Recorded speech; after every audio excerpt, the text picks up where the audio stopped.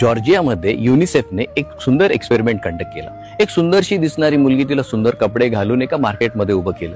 मार्केटमध्ये उभं केल्यानंतर सगळे लोक तिची विचारपूस करायला लागले, तू हरवलीस का, तुझे आई वडील कोण आहे, तुला खायला देऊ का, इतकी सुंदर विचारपूस केली।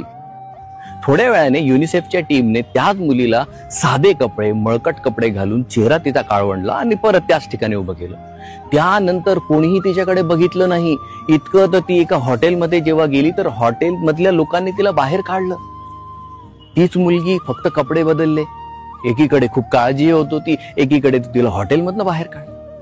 आपल्या सगळ्यांना ही सवय आहे की प्रथमदर्शी जसं दिसतं त्या व्यक्तीला आपण लगेच लेबल लावतो, हा चांगला, हा वाईट। पण कधी आपण हा विचार केलाय का की हा व्यक्ती असा का, याच्या मागची पार्श्वभूमी काय?